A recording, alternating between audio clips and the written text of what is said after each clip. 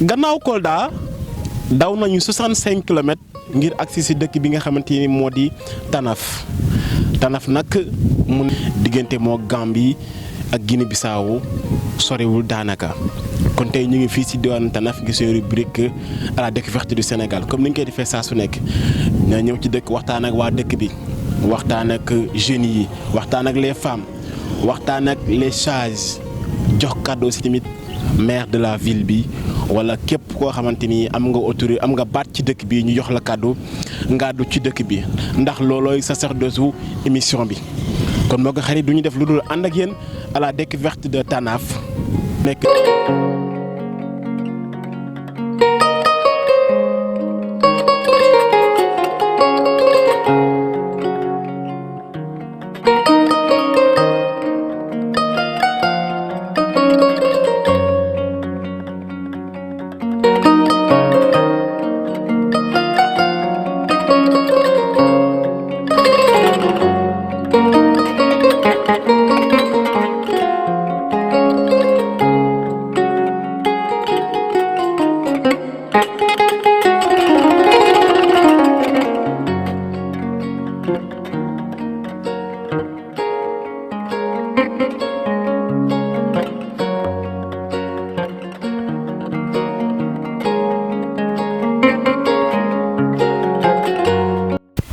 Tanaf a été créé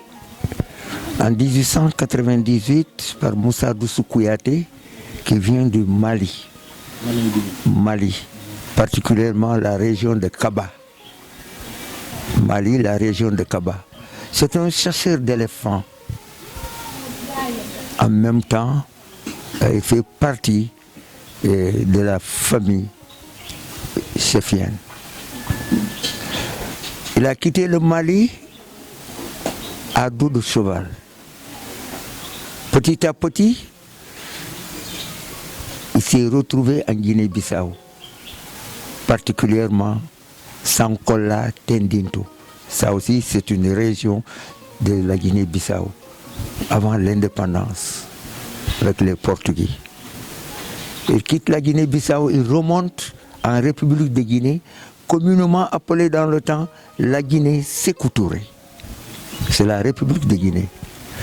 Son tuteur, c'est Alpha Molo. Alpha Molo Baldé, c'est le père de Moussa Molo. Alpha Molo aussi est un chasseur d'éléphants. De Alpha Molo, Moussa Molo était le roi du Gabou. D'ailleurs, quand vous allez à Kolda, vous demanderez l'arbre Moussa Molo, c'est sur le camp militaire. Porte le nom de Moussa Molo. C'est de là-bas, avec quelques temps, il a quitté pour aller dans le Pakao, à Dianaba. Dianaba, il a eu son premier fils,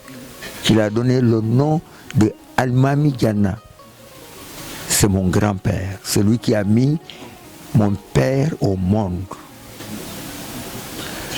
De Diana, ils sont venus à Bissari, ils ont traversé le fleuve pour venir à Dassilami, qui est à 2 km de Tanaf, à la recherche des six tabatiers. À la recherche des six tabatiers. Puisque, d'après ce que mon père m'a dit, qu'on lui a dit, si tu trouves les six tabatiers, c'est là-bas où tu vas mettre le village. Donc, il cherchait les six tabatiers. Il était en brousse. De Dassilami, il faisait le tour de la forêt. Il revenait. Et d'ailleurs, à Dassilami, la foudre tomba sur sa case et tua sa première fille. Que la terre lui soit légère. De là-bas, Dieu a fait que de Bissassou Santo retrouva Tanaf. Tanaf, ta yenafo. Vas-y et viens me dire. Ta yenafo. Alors, tu sais, comme on dit, le manin dit, le Toubab a transformé dit Tanaf. C'est ta yenafo. Demal nga ñëw wax ma. Waaw. Et là, c'est les 6 tabatiers que vous voyez au marché, c'est les petits tabatiers. Toi, tu n'oses même pas prendre une feuille. Tanaf, on est presque à 541 km de Dakar. Maanaam boo jógee Dakar fii moom Tanaf ci région de Sédhiou la bokk, département de Goudomp. Tanaf ville Carrefour la maanaam tey boo jógee côté Kolda di dem Ziguinchor mën nga fa jaar moo gën a gaaw d'ailleurs mooy yoon bu gën a gàtt. On est à 65 km de Kolda. Ensuite boo jógee Ziguinchor aussi dem Kolda sens inverse aussi on est à 123 km de Ziguinchor. Donc mais nous dépendons de la région de Sédhiou, département de Goudomp plus précisément.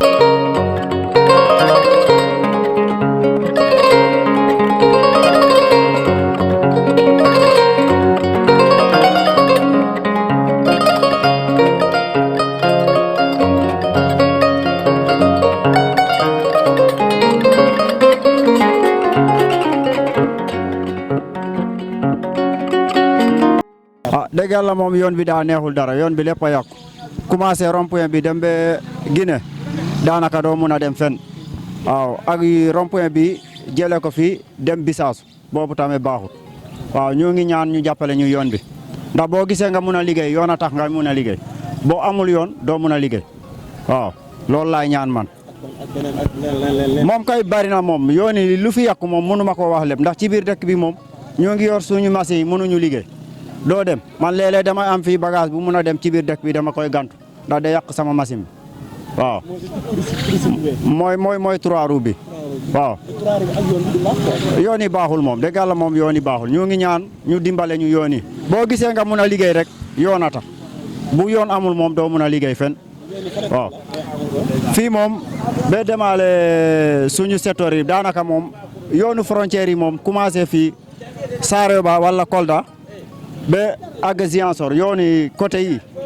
yooni frontière yi ndox mi sax dañuy sonal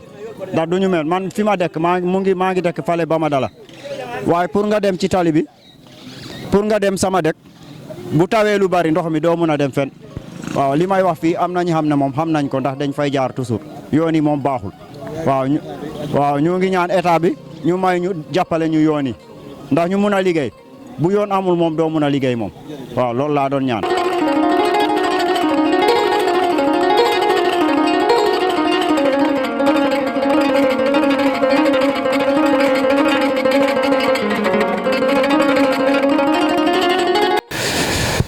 Dans le temps, Tanaf,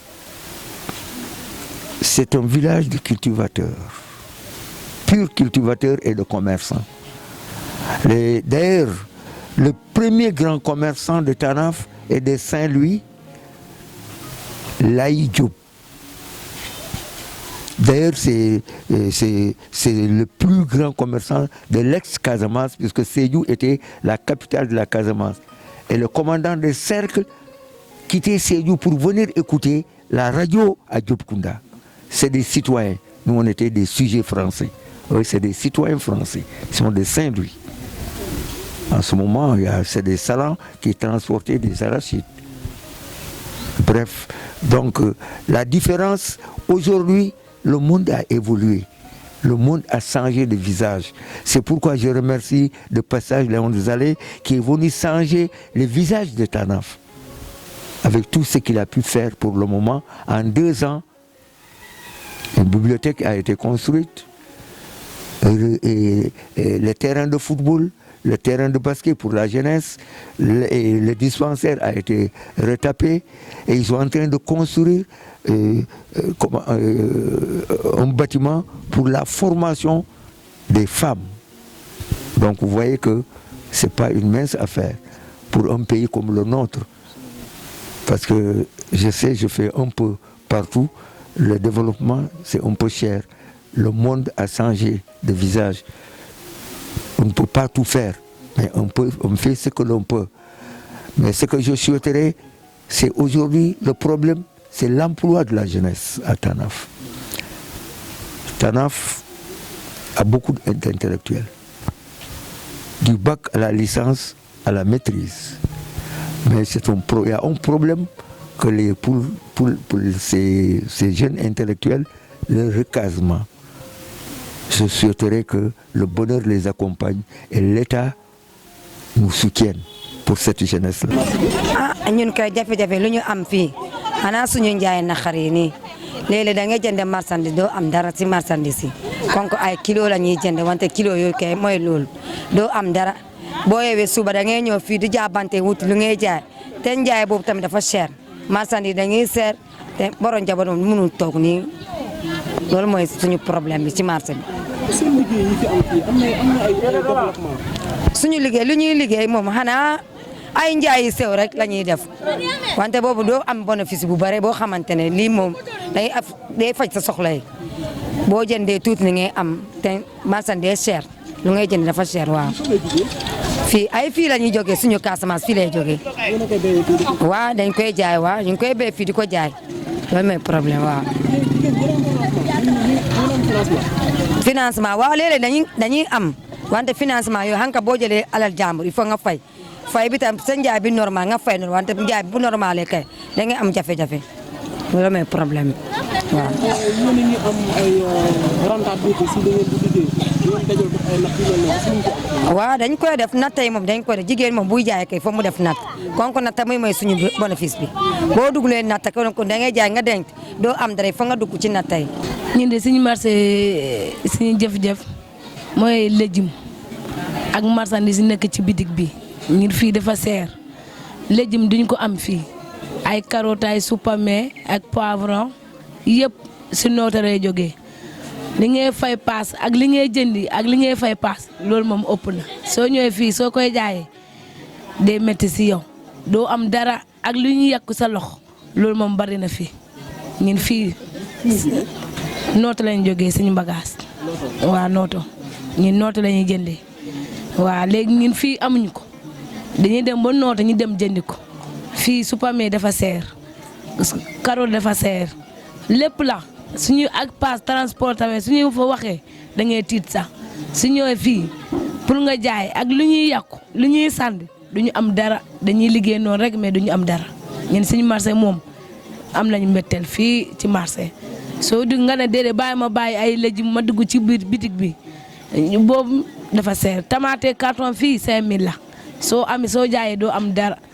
poobar kilo 5000 kii kaan kilo 5000 ni fii moom dañuy góorgóor rek mais duñu am dara dañuy sonn rek. ah waaw suñu maire de mu ngi fii moom tamit mu ngi góorgóor uti na ba mu am tuuti ñu jox jigéen pour ñu dem liggéey ci marché mais amuñu dara boobu suñu ko jëlee ñu jëndi marchandise sa marchandise balaa mu jeex ak li muy yàqu doo am dara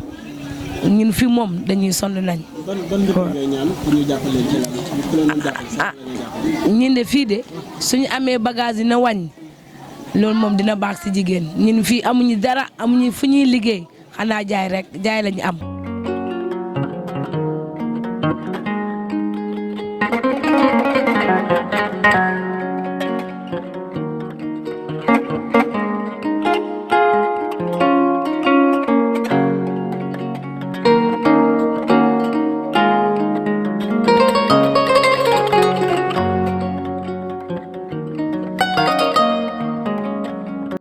mooy sama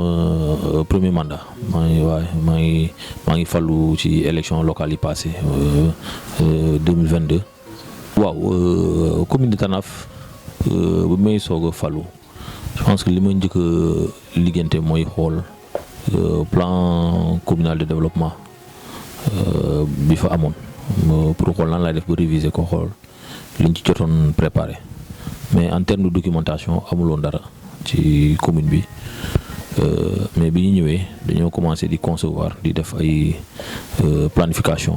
di définir ay stratégie pour nu ñuy def ba jafe-jafe yi am Tanaf problème yi ñu xool nan lañ koy saafara nan lañ koy régler donc dañoo njëkk a ñëw ñu xool surtout côté éducation d'abord ak santé yooyu lañ jëloon comme priorité ñu xool poste de santé bi ñu fa am ñëpp xam nañ ni Tanaf comme ni ma ko waxee léegi ni ville frontalière la en temps aussi commune Carrefour la donc foofu ñi fay ñëw ci poste de santé bi dañoo bëroon trop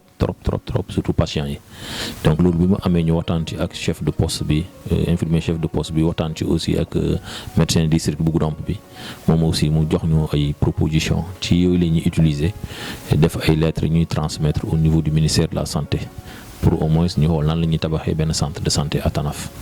boobu aussi fexe nañ ba ministre président de la république bi muy organiser conseil des ministres décentralisé à Sédhiou ñu fexe ba ci biir waxtaan bi ci programme yi nga xamante ni programme prioritaire de l'État ñu dugal ko ci construction du centre de santé de Tanaf boobu ñu ngi xaar parce que aussi je pense que président yu joxoon na ndigal aussi waa PUMA programme d'urgence pour la modernisation des actes frontaliers coordonnateur national Moussa Sow boobu aussi waxtaanoon nañ ci ba mu engagé wu mu nee na bu amee budget rek automatiquement dina démarrer travaux yi loolu mooy dans le domaine de la santé. boo ñëwee domaine de la culture de l'éducation aussi tey jafe-jafe bu gën a am Tanaf problème bu gën a mag ci côté éducation mooy construction lycée bi Tanaf ndax lycée bu yàgg la depuis boobu ba tey ay ñoo fa nekk. donc ñu ngi boobu tey aussi ñu ngi bind état di bind aussi des partenaires pour ñu xool nan la ñuy def ba accompagner ñu parce que abri provisoire yi moom vraiment chaque année imagine toi école bu tijjee parce que fooy zone la boo xamante ni taw yi dafa bëri donc bu tawee rek abri provisoire yëpp a yàqu dañoo obligé en début d'année scolaire ñuy defaraat encore defar ay abri provisoire donc boobu aussi te lycée bu mag la lycée boo xamante ne day polariser ay CM yu bëri à part Simbandi boo jëlee zone Banguère y a un nouveau CM qui vient d'être construit là-bas foofu boo jëlee ay Dioudoubou yooyu commune de Dioudoubou commune de Banguère nga jël ba quelque part sax une partie de la commune de Nianga ñooñu yëpp Tanaf la ñuy ñëw donc boo xoolee élèves yi ñëw au niveau du lycée dañuy bëri mais boo jëlee abri provisoire ñoo ëpp sax nombre de bâtiments yi fa des defe naa jotoon nañ fi gis ay reportages yu nga xamante ni seen yeneen naataango yi defoon nañ ko ci lycée bu Tanaf bi di won ni ñun ñoo ëpp le nombre d'abri provisoire daanaka au Sénégal voilà c'est ça. donc loolu côté éducation la boo jëlee côté sport aussi Tanaf ñu dañoo am ay talent boo seetee at yi passé boo jëlee côté football Tanaf dafa doon représenter toute la région de Sédhiou au niveau des phases nationales boo jëlee aussi côté par exemple athlétisme Tanaf représenté woon na aussi région de Sédhiou nga jël ci côté arts martiaux aussi Tanaf représenté woon na aussi la région de Sédhiou donc yooyu yëpp pour montrer que Tanaf am na ay talent donc foofu aussi defoon nañu ay démarches ba defaraat terrain bi je pense qu'on a un terrain qui est praticable quand même bu ñu sañoon mu am ay tribunes am ay projecteurs pour au moins leeral mais yooyu yëpp ñu ngi xaar am nañu espoir ne ministère des sports parce que bind nañ fa aussi pour ñu accompagner ak yenn partenaires aussi terrain basket aussi gis ngeen ko defar nañ ko yëpp donc loolu aussi ñu ci côté sport bi quoi boobu aussi ñu ngi taxawee jeunes yi bu baax a baax ci problème aussi benn jafe-jafe bi ñu am mooy côté infrastructure routière defe naa doxantu ngeen foofu gis ngeen loolu mooy véritable problème Tanaf parce que Tanaf dafa am ay bas-fonds maanaam kii Tanaf bi nu mu mel Tanaf nu mu taxawee la quoi dafa am ay parties yoo xamante ni dafa suufee donc taw bi bu tawee foofu yëpp ay wàcc et puis ndox mi day bëri trop sonal nit ñi Tanaf boobu mooy jafe-jafe bu gën a mag amuñu benn yoon bu baax tali bu baax mais tey gis nañu état posé na benn acte à travers la Geroute jox nañu ay pavés léegi li ci des mooy former ay jeunes pour la pose des pavés mais loolu aussi ñu ngi waxtaan ak waa Promoville ñoom ñoo ñuy war a wax exactement kañ la ñuy démarrer formation bi pour ñu mën a commencer poser ay pavés côté éclairage public gis ngeen aussi dëkk bi leer na parce que depuis bi ñu ñëwee ba tey jël nañu toutes les dispositions pour que au moins dëkk bi am éclairage public ñu ngi góorgóorlu ci côté boobu mais état dafa amoon benn programme aussi mooy la seconde phase du programme d'électrification des lampadaires solaires boobu aussi jot nañu suñu poteaux yi déjà les 200 poteaux lampadaires solaires moom pause bi la ñuy xaar aussi du côté de l'agence nationale de l'électrification rurale l'ANER ñoom la ñuy xaar aussi quoi ci wàllu boobu ci côté commerce gis nañu am nañu marché central à Tanaf marché bu mag la aussi dëgg la marché bi tey dafa xat bu ñu sañoon ñu dem au niveau élévation maanaam tey comme espace amul Tanaf c'est une petite commune fermée amuñu possibilité tey naan dañuy utaat benn espace pour def foofu marché pour yokk marché tey li ñu mënoon def mooy tabax en hauteur pas plus tard que week-end bi passé bi ma demee jot naa recevoir certains responsables du marché ñi nga xamante ne ñoom ñu ngi ci mbirum jaay bi ci biir marché bi waxtaan naa ak ñoom ci mbir côté boobu ensemble dinañ am ay solution tey am nañu marché hebdomadaire aussi boo xamante ni mu ngi dox bu baax a baax parce que tey moom gis naa sama collègue mu Sarayoba maire Sarayoba moom aussi yenn saa yi mu sànni ma xel mu ne ma booy yaa ngi xëcc sa côté bi boobu de donc tey ñu ngi positionné bu baax ci côté commerce transfrontalier maanaam tey marché luuma bu Tanaf bi luuma bu mag la boo xamante ne tey loo fa soxla ci marchandise wala matériel mën nga ko fa am quoi boobu aussi ñu ngi góorgóorlu bu baax en termes de sécurité def naa Tanaf aujourd'hui on a une bonne couverture même bu dee du doy mais quand même en termes de sécurité am nañu ko brigade de gendarmerie tabax nañ ko mooy la brigade de proximité tabax nañ ko inauguration bi la ñuy xaar pour que les gendarmes viennent occuper les locaux mais déjà am nañu déjà benn poste foofu à Tanaf boo xamante ne il dépend de Samine donc côté sécurité aussi macha allah am nañ ko police baa ngi foofu la police frontalière la gendarmerie on a aussi la douane et l'armée aussi est bien présente à Tanaf message bi may lancé waa Tanaf je sais que depuis bi ma falu ba tey ñu ngi góorgóorlu bu baax te ñoom gis nañ bu baax a baax ñu ngi góorgóorlu en terme d'infrastructure yi ñuy nekk di defar mais dafa des ba tey parce que commune la boo xamante ni dafa am ay jeunes intellectuels nag waaw ay booy yoo xamante ni dañoo jàng xale góor jàng nañu te xam nañu ni li xew léegi àdduna li am Dakar wala li am dans les plus belles villes du monde ñoom soxla nañu ko Tanaf li ma leen di ñaan mooy qu'on s'unisse d'abord ñu bokk liggéey bi booloo c'est-à-dire affaire partisanerie politique yooyu ñu jël ko teg ko à côté parce que man dama jàpp ni comme ni ma faral di wax te yàgg naa ko wax ne politique ñaari temps la ci campagne bi pour préparer yow ki ngay fal ki nga bëgg mu falu ak jour vote bi boo génnee ci jour boobu rek ba résultat yi génn politique war nañu ko teg à côté au moins suñu liggéey nañu ànd liggéey dëkk bi ñu affaire politique mbirum politique bi daal ñu teg ko à côté liggéey suñu dëkk ñun ñëpp ñoo mën a bokk liggéey dëkk bi amul ne kii la ñu fal donc moom rek moo war a liggéey bu dee man kese la ñuy xaar pour ma liggéey dëkk bi du dem waxuma ko pour décevoir leen mais dama jàpp ni kii bu téye ne kee jàpp fii que la tamit di wax xalaatam di proposer loolu mooy tax ba dëkk bi dem jëm kanam donc nañ booloo liggéeyal suñu dëkk ñoo ko bokk ces histoires de partisanerie là nañ ko teg fële bañ a yàqamti aussi bañ a yàqamti et puis tout se construit petit à petit quoi parce que àdduna aussi noonu la quoi yàlla mi nga xamante ni moo moomul lépp moom sur les saintes écritures dañoo ne c'est en 6 jours qu'il a construit le monde quoi donc en tout cas man li ma jàng ci Bible bi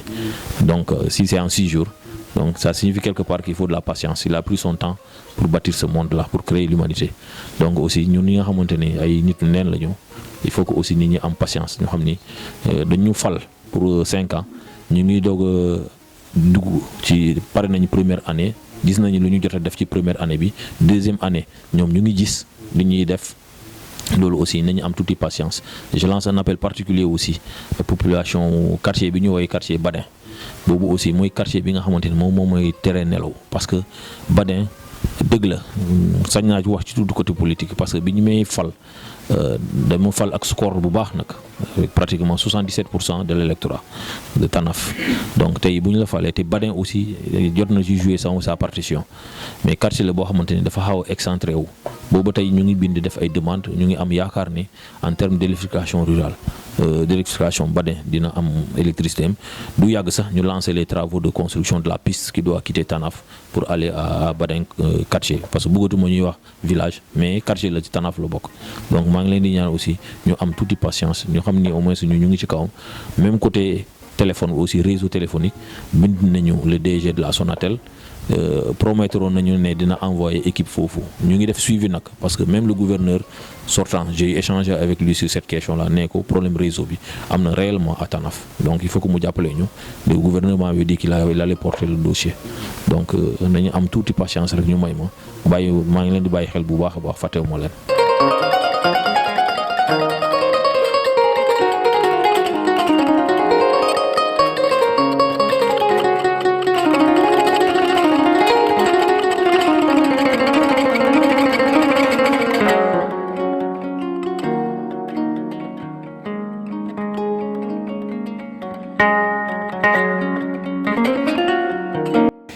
village mandin. Mais il y a tous les ethnies. Il y a les mandins, il y a les Peul Fouta, il y a les Peul Firdou, il y a les Manjak, il y a les Mancagne. Pour preuve, le maire actuel de Tanaf est Mancagne, Léonce Zalé. Je vais un peu m'appesantir sur Laon. Depuis ma naissance, je suis né le 2 février 1949 à Tanaf. L'indépendance à nos jours, je n'ai pas vu encore quelqu'un qui a compris qu'est-ce que c'est que le développement. Il y avait les chefs d'arrondissement, les chefs coutumiers, les maires, mais non, chacun a fait ce qu'il a pu, mais lui, il a compris que le développement n'est pas une accumulation de fonctions, ni une juxtaposition d'intentions. Le développement, c'est des faits concrets. Notre imam Ratim, imam Kémo Sagna, puisque c'est l'imam intègre, qui a beaucoup de talibés. Donc quand on le prend un peu en charge ou à moitié, ça fera plaisir à cette population. Si vendredi vous trouve ici, personne ne vous le dira.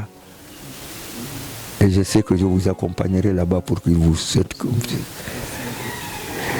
Je vous remercie. Je remercie tous ceux qui vous ont accompagnés pour venir visiter Tanaf. Puisque ça montre que vous avez des yeux et des oreilles sur Tanaf. Et je sais très bien que les mots viennent difficilement puisque mon cœur est plein de joie. Quand je rencontre les gens qui viennent pour s'enquérir l'histoire de Tanaf, pour venir savoir ce qui se passe à Tanaf, pour venir voir. Aujourd'hui, notre problème aussi, c'est des routes. Nous voudrions